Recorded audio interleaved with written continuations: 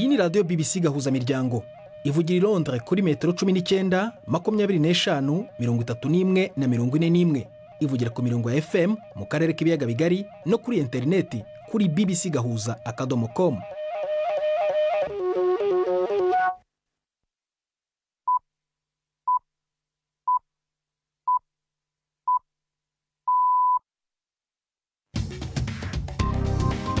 Ubu ni saa 10 n'igice ku isaha mpuzamahanga ya GMT, ni saa 12 n'igice ku masaha yo mu Rwanda no mu Burundi. Muri studio muri kumwe na Prudence Ngiyumva. Wiriwe hoteza amatwi BBC gahuza miryango aho hose ku isi, ikaze kuri radio, kuri Facebook live mu buryo bw'amashusho, kuri bbcgahuza.com ndetse no ku mirongo migufi ya shortwave. Turi ingingo ziyenza makuru torambora mu kanya kuri uyu wa kane tariki ya 22 z'ukwa gatanu. Abategetsi mu Bufaransa bataye muri yombi abagabo 55 bakekwa kugira uruhare mu gatsiko k'abantu bafata abana ku ngufu. Ibitero byo kubahiga mu Bufaransa bwose byatangiye kuwa mbere.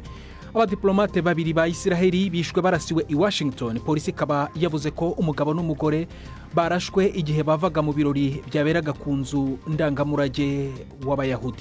Mu Burundi hakomeje ibikorwa byo kwiyamamariza amatora yo mu kwezi gutaha kwa gatandatu, aho ihuriro Burundi bwa bose rivuga ko nubwo bigenda neza ariko ngo ibikorwa by'urugomo bikorerwa bamwe mu bayoboke babyo abategetsi batabiha agaciro gakomeye kugeza ubu. Abakoze ayo mahano mu ndwiheze nibyo twarumvise yuko ubutungane bwabahamagaye, tukaba turindiriye ngo turabe ikizova mu ko gushika amasaha tuvugana.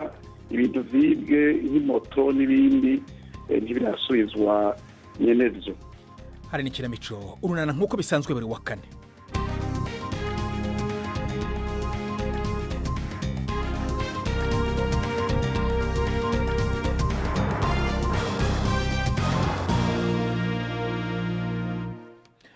Ikaze ku makuru arambuye rero, duhera muri Kenya aho ishami rya Loni rishinzwe ibiribwa ku isi rivuga ko impunzi ibihumbi 700 muri Kenya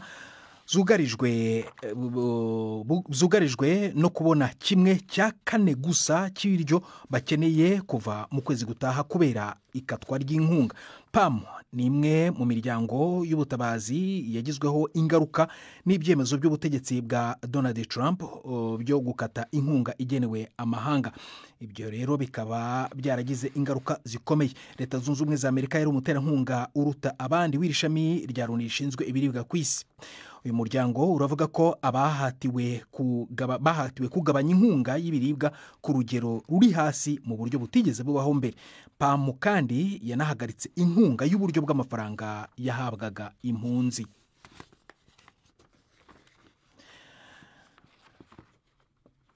Minisitiri w'ububanyi n'amahanga wa Irani yavuze ko guverinoma ya Tehran izaryoza Leta Zunze Ubumwe za Amerika igitero icyo ari cyo cyose Isiraheli izagaba ku bikorwa remezo byayo bihunitse ibisasu kirimbuzi bya nuclear. Abbas Aragachi yatanze iyo mpuruza nyuma iyo makuru ava mu itangazamakuru muri Leta Zunze Ubumwe za Amerika ku Isiraheli iri kwitegura kugaba igitero. Yashinje Minisitiri w'Intebe Benjamin Netanyahu kugerageza kuburizamo ibiganiro hagati ya Irani na Leta Zunze Ubumwe za Amerika ku gikorwa cyo guhagarika ibisasu kirimbuzi. Ibiganiro biteganyijwe gusubukurwa ku wa gatanu i Roma. Umuvugizi wa polisi muri Sudani y'Epfo yavuze ko abapolisi barenga 70% badafite imyitozo y'ubunyamwuga bw'ibanze. James Mande Enoka yabwiye abanyamakuru ko benshi mu bapolisi ba Sudani y'Epfo babaye abarwanyi mu gihe cy'intambara y'ubwigenge kuri Sudani, cyangwa abandi bari abantu ku giti cyabo bashyizwe mu kazi k'igipolisi bavuye mu byaro. Yavuze ko imirwano iheruka mu gihugu yaburijemo igikorwa cyo guha akazi abandi bapolisi na serivisi ndetse mu gihe cy'amahoro. Reka noneho tujye mu Rwanda aho urugereko rw'urukiko rukuru rwasubitse urubanza rwa Murekezi Vincent uregwa ibyaha bya jenoside nyuma yo gusaba ko yahabwa umwanya wo gushaka umwunganira muri urwo rubanza kuko uwo yari afite yivanye mu rubanza. Murekezi Vincent yoherejwe mu Rwanda n'igihugu cya Malawi muri 2019 ngo akurikiranwe ku byaha bya jenoside bikekwa ko yakoreye mu cyahoze ari umujyi wa Butare. Vincent yajuririye igihano cy'igifungo cya burundu yakatiwe n'urukiko rwisumbuye rwa Huye nyuma yo kumuhamya icyaha cya jenoside, ibyaha we ahakana. Inkuru ya Yves Bucyana.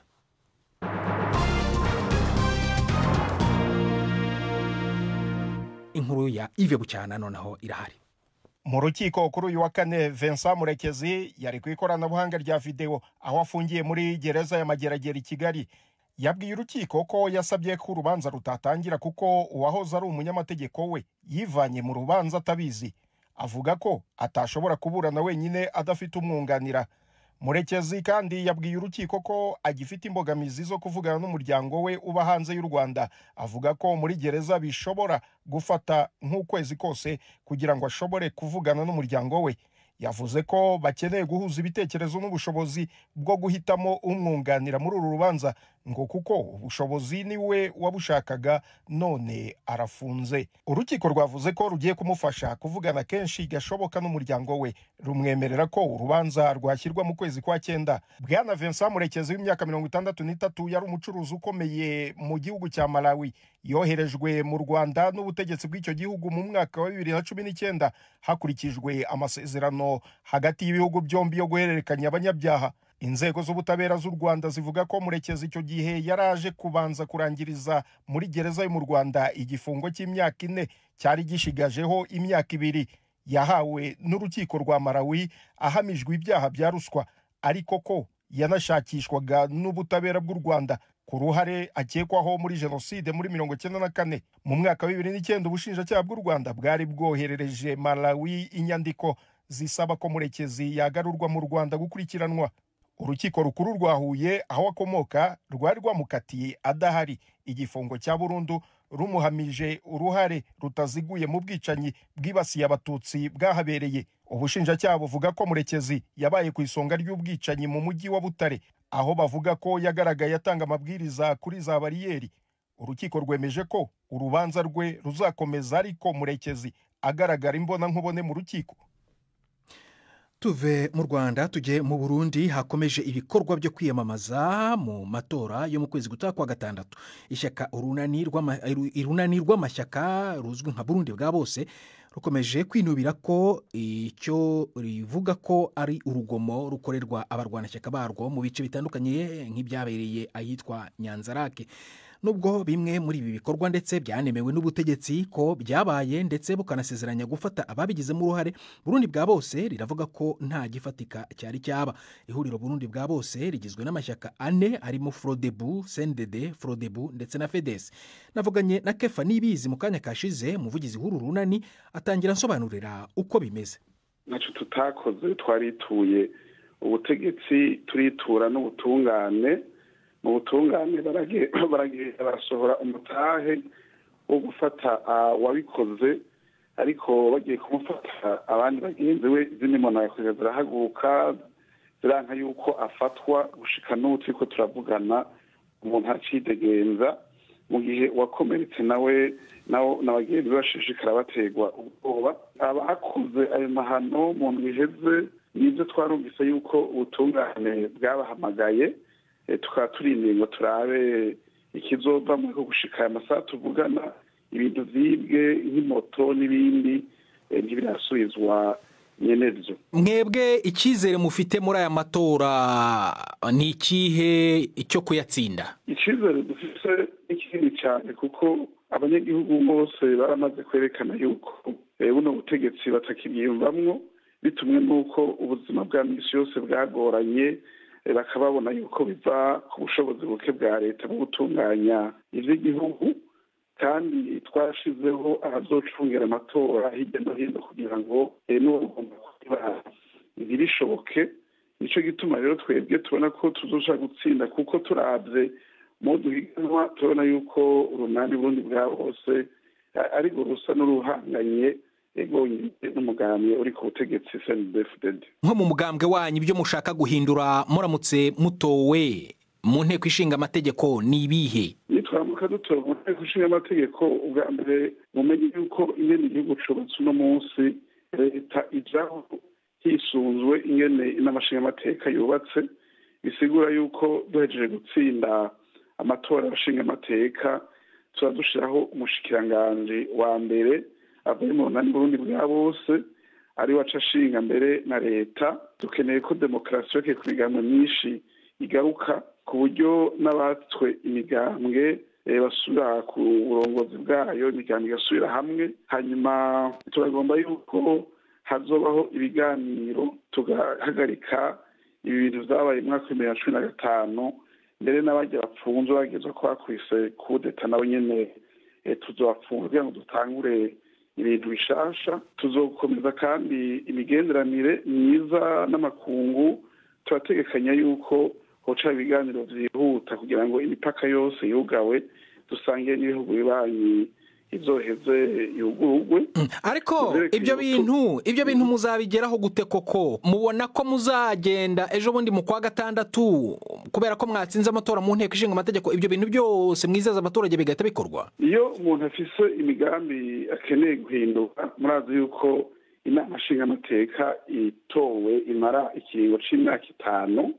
Izo tuvuga ko tuzokora mu myaka 5 kwiva irakwirikirana. Aba bandi kubona batabikora si uko bidashoboka, ni uko batabishaka mu migambi yabo, mu ntumbero yabo yo gutwara igihugu. Ivyo batabishaka, ivyo nadondaguye bijanye na politike ni ibintu bishoboka gukorwa no mu mwaka umwe, eka mbere no mezi 6 bikaba vyamaze guhera. Kumbura bishobora gufata umwanya muremure, ibijanye n'ubutunzi busa n'uburiko burakwama. Kefa Nibizi akaba ari umuvugizi w'urunani rwa bose.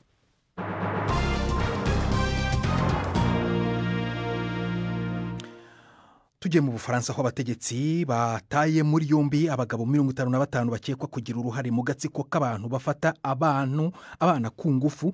Ibitero byo kubahiga mu Bufaransa bwose bikaba byaratangiye kuwa mbere, bikurikiye iperereza rimaze amezi 10 ku gatsiko k'abasambanya abana bivugwa ko gakoresha ubutumwa buhishe mu kwandika ku rubuga nkoranyambaga rwa Telegram. Inkuru ya Andrew Harding uri Paris, muragizwaho na Yvette Kabatesi.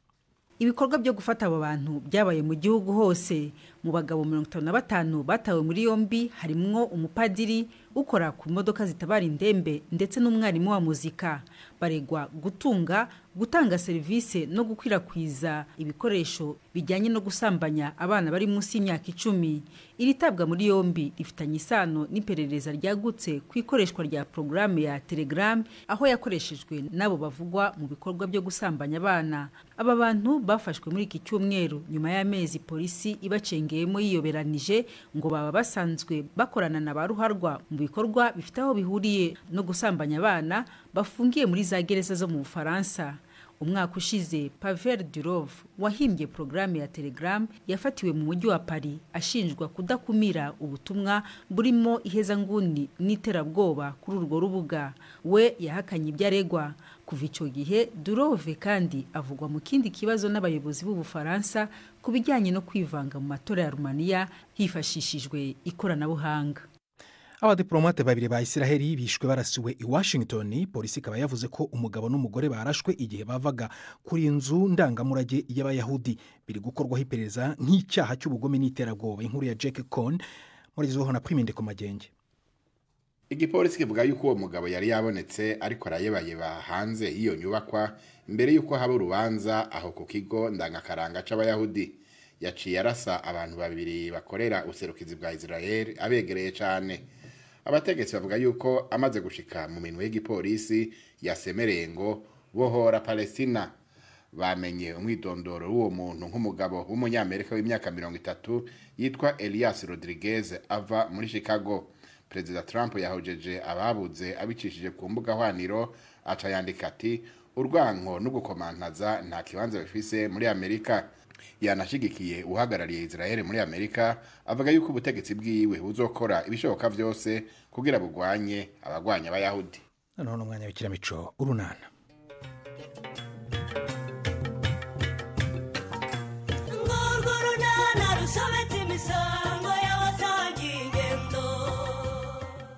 Udense nangwa nyiza kuye kongera kugerageza amahirwe ye kwa Chris. Patrick waributswe inshingano zo kwita ku wo yabyaye. N'urunana. Dore kandi cyo mpfa nawe ubwo sibyo nibiki ugiyemo kuko Patrick burakutwogosha. Nise mpite nkogosha ntabanje guhanagura imashini karema. Hanagura iki se watwogoshe kuko tukigira mu mirimo. ihangana abanza acishaho karukoro burya nako ni keza kica mikorobe zishobora kwisha muri iriya mashini. ariko uzigiye twabera ahangaha kuri saro bushobo uzi ko yazinduka aba yadukoreye rwose tukigira mu byacu. ihangane rero burya kuba umubyeyi ntibyoroshye rega Karemera wasanga buriya yariraye. ndirara nkora iki se bushobo? none uzijya kwa Nadine ukiryamira gusa ugasinzira ntumufashe kwita ku mwana Patri cyangwa akana kanyu shaho karicecekera ugasinzira neza nta marira. ibyankireje n'ibibazo byanjye bwite Kareme ntaho buhure n'umwana wa Nadine. ese ko numva umwita umwana wa Nadine utavuga ko ari uwawe? uzi ukuntu musa ni fotokopi neza. cyakora mvuga ko abantu bihakana abana we na Patrick azamwihakane turebe. erega ubundi nuko uramugore yanteze iriya nda njye rwose nayo ntarashaka kuba umugabo pe. ubu byararangiye wabaye umubyeyi ugomba kubahiriza inshingano rero z'ababyeyi. jya ugenda ku mugoroba urareyo umufashe umwana mu ijoro nibucya rwose umutegurira igikoma ubone kuza hano. urashaka ko uriya mwana rwose wawe musa nk'intobo hazakura atazi ko uri se koko? njye nta nubwo ndanamubona numva abantu bavuga ngo turasa ariko rwose sindamwibonera n'amaso yanjye. wasahize twataramye niko se Patri karanusho kuva umwana wawe yavuka koko ntabwo urajya kumureba ngo umuterure kuko urebe ariko uzi ukuntu musa ingikoma rwose naba nkubeshye pe ntabwo ndajyayo.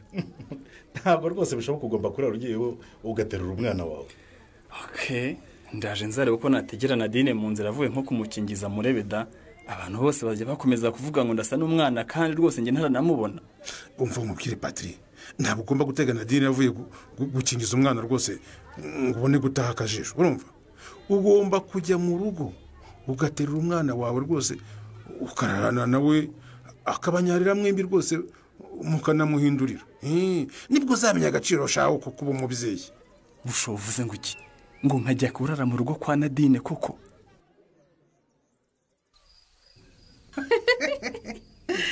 niko none se byagenze bite? urabona gahunda yacu izacamo? yewe ntacyo birageraho gifatika ariko urebye ibimenyetso by'uko byatangiye bishobora kuzabyara umusaruro da. ubundi umusore iyo wakoze ibimenyetso bikamunanira ntabone icyo umubwira wekuramo isoni nyine ukamubwira uti ko niyumva gutya niba nawe ari uko wiyumva harabura iki.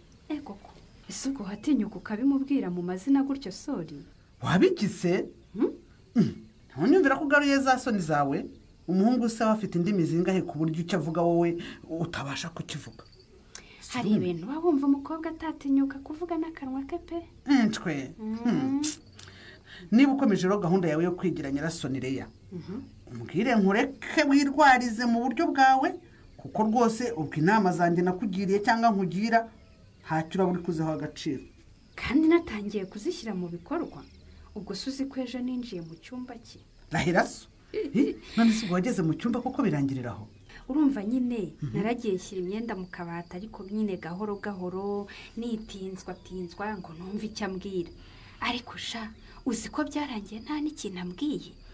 ntiwumva se aho byaciyemo ubwo nuko ari bwa bwitonzi bwe buriya yaza kuba ari umusore w'amashagaga yari guhita gusangamo nyine kakaba karabaye. gusa nabonye bigenze gutyo ntacyo ambwiye mpita musaba ko nazasubirayo kuwa gatanu ubundi tukamarana wikendi yose turi kumwe. wawu yarabyemeye? umukobwa wanjye w'amasonisoni asigaye yisabira kurara kabiri kose. kora aha rero ya masonisoni yawe nayumvise. si wowe se wabinyigishije sori ukambwira ko nkwiye kuba umusirimu nkareka kwirirwa nigirisha udusoni nk'utw'abana biga segonderi. ugomba gukenyera ugakomeza ugashaka icyo ushaka di. isoni se zimaze iki kutaziteka mu nkono ngo uzigaburire abana? ahubwo mbwira yakwemereye. urihuta cyane ku buryo utamvugisha Nadine. kandi nakuvugishije. uvuye kwa muganga se? kubera iki se? ntahane navata ari kwa muganga. nyine nanyetse ko bari ku isoko kuko uyu munsi nyine ryaremye ariko nanone mbonye uhetse umwana nkeka ko ari kwa muganga. ari ku isoko se namusigerane? ni ikibazo byo kubona uwo musigira. wari wagiye guhaha iki se? urambaza ibyo naragiye guhaha se hari ayo wari wampaye ngo ngumve ko nabona yapfushije ubusa.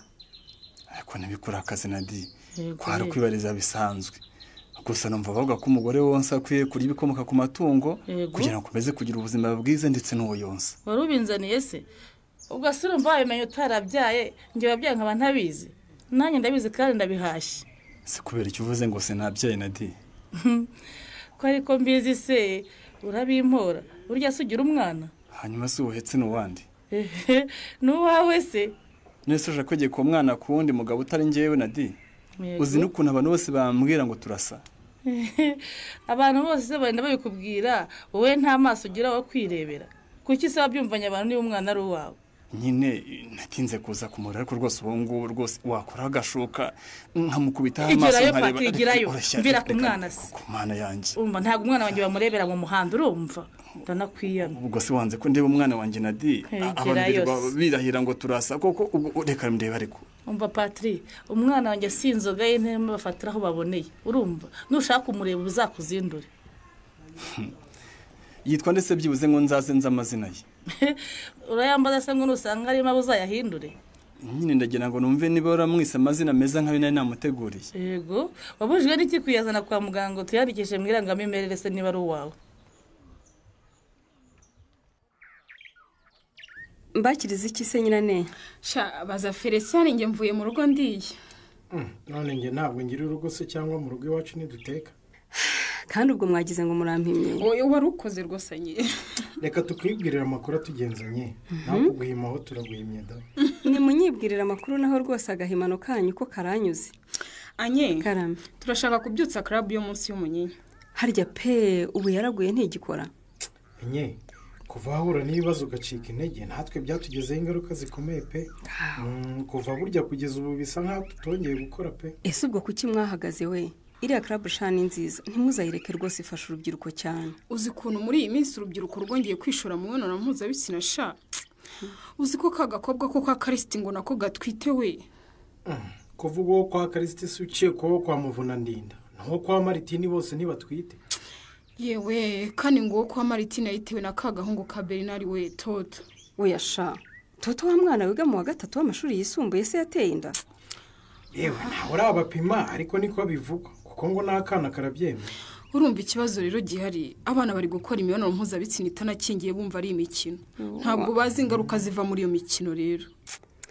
yewe kuva bimeze gutyo rero ubwo n'ubwandu bwa virusi itera sida buri kwiyongera mu rubyiruko. niyo mpamvu rero twumva waza tukabyutsa club tukongera kwibutsa aba bana ko imibonano mpuzabitsina idakingiye ari inzira y'inda zitateganyijwe ndetse n'indwara zandurira mu mibonano mpuzabitsina harimo na sida. rero ibyo muvuga nibyo ariko ndumva mukwiriye gukora mutandebaho cyane. ubu se twakora iki tutagufitanye? mugomba kwimenyereza gukora mutamfite nyirane kuko ntimuzamponana pe. ntacyo n'ubu udahari tuzashaka uko twimenya ariko igihe uhari rwose turagukeneye pe. nanjye nicyo navugaga ntimwebwe mugomba gukora murumva. noneho igihe nabonetse nkaza nkafatanya namwe ariko ntibibe ko ari igihe buri gihe uzajya uhora ifata iya mbere kuko rwose ndabona ntazongera kubona umwanya uhagije wo kubana namwe muri ibi bikorwa bya club nk'uko byari bisanzwe. ane Karame, kuvuga nk'umuntu utakiri i Nyarurembo ugiye kujya hehe?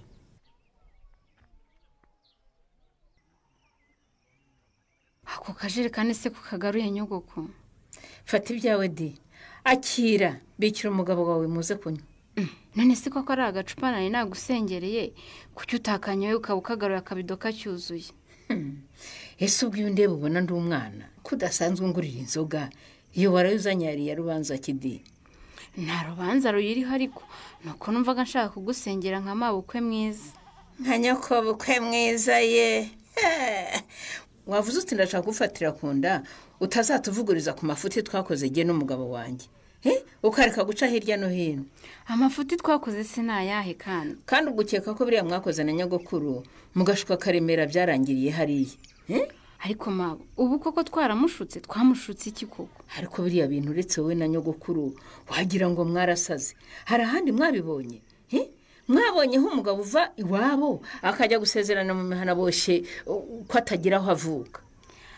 yasi ko ari Karemera wabyihitiyemo ninde wabimuhatiye koko? abyihitiramo wavuze ko wamugiye mu matwi ukamukubakuba akabura uko aguhakanira se cyangwa wagize ngo sinkuzi iyo ukubirije ushaka ikintu? Nyamara njye ndarengana sinzi naho ibyo byemerejwe. Ngiye numvise Karemera ambwira ko yamaze kubyumvikanaho na nyogokuru. Numvaga rero umuntu w'umugabo niba yamaze gufata umwanzuro hatari ngiye waba ugiye kumuvuguruza pe. Umuntu w'umugabo wafashe umwanzuro wo kuva iwabo akajya gusezerana kwa sebukwe bitwaye iki se? Niba utazi icyo bitwaye genda kizi di ndakubwiye ngo nushaka guhamagara iwanyu ubahakanire ubabwire ko nabyanze nta Karemera uzajya gusezeranira iwanyu. Sinjye wabibemerera rwose kuko niba bihindutse Karemera niwe kuhamagara undi akambwira ko mama we yamubujije. Ndamubujije nyine sindi nyina se? Ubwo rero umwana wanjye mugende mu muhurike abigihuni nicare ndeba ndi nyina. Yewe ntacyo waba umumariye nk'umubyeyi we rwose. Kubicira inyerisi ntacyo naba mumariye rwose. Dore n'amayoga yandi yakugaruriye uyanywa wenyine niba yarashyizemo ibyo kumurika umutima ngo nanjye mbe nka Karemera waruhiye usa rwose. Ibyo reka tubirekanye ahubwo mbwira uramutinya urumva muhuye yakugira tubundi? Ndumva ntazi uko naba ameze. Oya sinkubaza uko we waba umeze ndakubaza uhuye na Chris urumva yagukubita?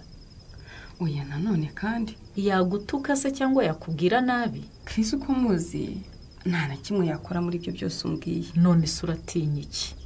Watinyutse ukamushaka mugahura amaso ku yandi ukamenya icyo gutekerezaho? Burese icyo yantekerezaho kirenze kunyita umubeshyi n'igiki koko bude?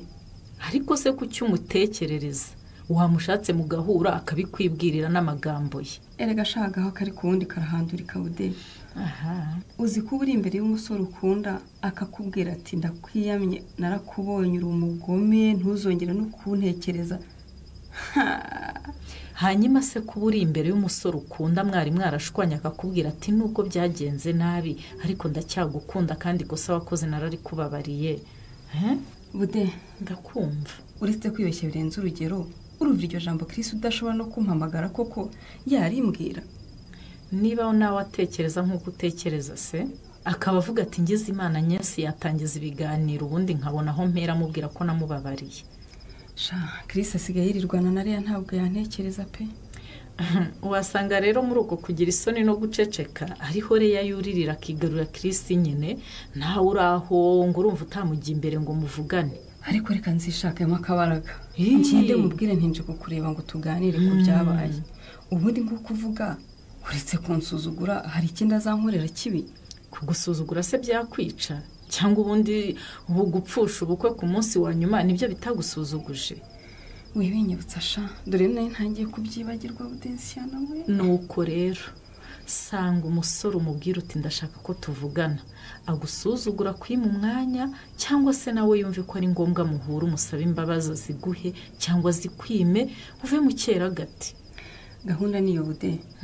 Ubundi ku cyumuntu atinya undi kandi atari igikoko ngo azamurya koko. Nge ntabwo nshaka amagambo ndashaka ibikorwa rero ubu ngubu tuvugana. Anye mbwira uti uzajya kumureba ryari ngo nzagukurikirane menye ko wagiyeyo koko.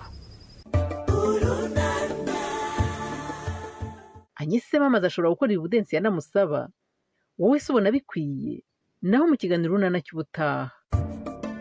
Ikinamico runana mwitegurirwa n'umuryango Urunana Development Communication mukayikurikira kuri radio BBC kuwa 2 no kuwa 4 saa 12:45 z'umugoroba. Ikinamico runana kandi mwayikurikira kuri YouTube. Kuyigeraho andika ijambo Ikinamico runana official maze utange n'ibitekerezo. Uramutse ufite ikibazo cyangwa igitekerezo kandi wifuza kutugezaho watwohereza ubutumwa bugufi bwanditse kuri telefone igendanwa 0783 18 10 64. Mushobora kandi kunyuza ubutumwa kuri page yacu ya Facebook. Kuyigeraho no kwandika ijambo Urunana. Tubibutse ko tubagezaho ikiganiro gikuyemo ibice by'Urunana twumvise mu cyumweru. Icyo kiganiro tukibagezaho ku cyumweru saa 9:30 za mu gitondo na saa 11 z'umugoroba kuri BBC. Dusubikiye ikiganiro Urunana cy'uyu munsi naho butaha. Barakoze bagenzi bacu bo mu ikinamico Urunana ni nabo batugejeje ku musozo w'ibiganiro byacu byo kuri uyu wa kane. Ushobora kongera gusanga kuri bbc gahuza.com aho usanga n'andi makuru atashoboye kunyura kuri radiyo mu kiganiro cy'iminota 30 gusa. Reka nshimire rero Pate Seasons wadufashije kugira ngo amajwi akugireho ameze neza. Ndi Prudence Nyuba wakoze guhitamo BBC Gahuza Miryango. Uraraharyana.